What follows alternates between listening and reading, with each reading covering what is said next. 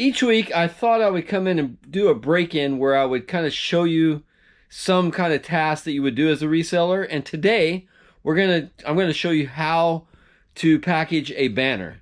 Everyone's like, oh, don't you just roll them up? No, don't roll up them, because the person that receives them wants to receive them in mint condition.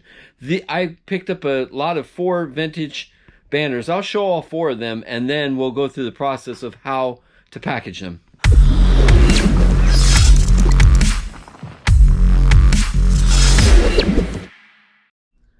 Let's go over the banners first before I do the packaging and I show you that process. First of all, the one thing that stood out to me is these are truly vintage. Number 1, this is Stanford, and they were the ends. They're now the Cardinals. So when you're dating these, this is how you can do. You can kind of tell by their logo. For instance, it says Pasadena, California. They have not used the 5-letter abbreviation since 1967. So these are pre-1967s. So what I did was I went through and I looked at like when Stanford was in the Rose Bowl before they changed their logo, and then I saw what year they were in the Rose Bowl, and that's how I predetermined the year. That's how I did it for SoCal and Washington. The only bad thing about Washington, I just noticed the tip right here is off, but it still has the tassels here. So really good condition. I've already sold the Southern California one, and that's why I want to kind of go through and show you how to package these. This is one of the old Washington Husky mascot logos, and look at this Boilermaker one. That one's really cool. So came across this on a private pick, and I'm probably $2 to $3 into each one. So you can sell banners anywhere from $50 to $150. I sold a LA Angel banner, the original LA Angels, and I sold that one for over $100. So be on the lookout for these. Now let me show you how to package them. I wanted to go over all the tools that you need before I start the prep process.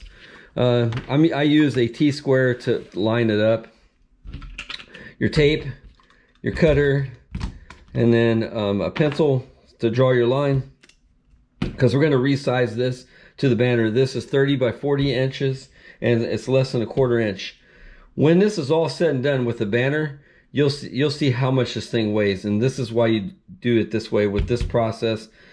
You can also do it with cardboard, but this is really sturdy. It will not bend, and like I said before, you do not want to roll these up and put them in a thing, because when they open these, they want to display them, unless they've already displayed in like a case or something and you're shipping it that way. Although I decide if I was you, I would go this method. This is the best method. So let me do the prep part, and then we'll go to the next step. Now, as I'm prepping this, I'm going to put the banner down, and before I do my lines, because the next thing I'm going to do is do a line across, and I'm going to do the cutting process. Probably this is going to be about 14 inches. The cross, like I said, is 30 inches. You want to make sure you have enough spacing on both sides of the banner in case when the person opens it up, there's no damage done to it. So let's do the next step, and I'll show you that next process. Now I've evenly cut my pieces. They are 30 by 14 by, like I said, about a 1/4 of an inch. So I've placed the banner right there. Look, it's got spacing on this side and enough on that side. And you see I brought a trash bag in. The one thing I always like to do when I'm shipping is I like to waterproof everything, because I'm not sure exactly where it's going to go. This one's going to go to Southern California locally, so not necessarily do I need to do this, but I felt it's better if I just do this anyway. Who knows what kind of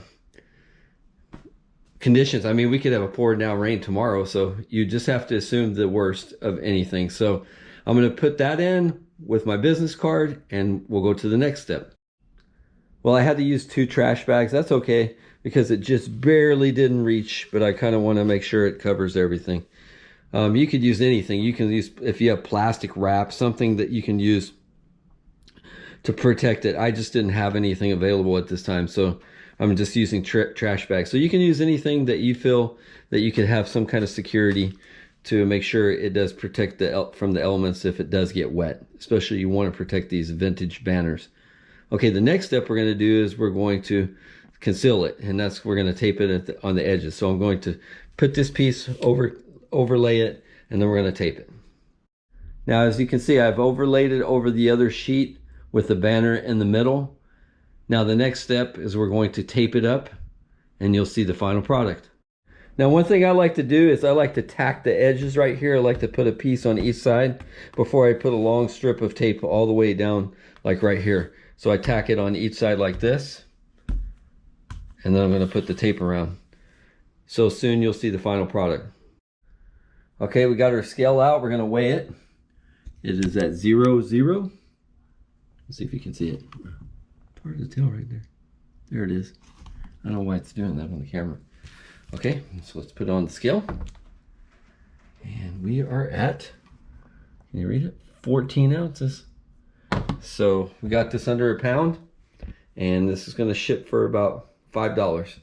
So first class, very well secured, got tape all along the edges here and this poster board, and it's really good, and it won't damage, and the customer will be happy when they receive it. So if you ever want to see any of these other type of topics, put it in the comments and I'll go over that topic. If you're new to the channel, make sure you smash that devil dog picker, like this video, and share the content. See you at the next adventure.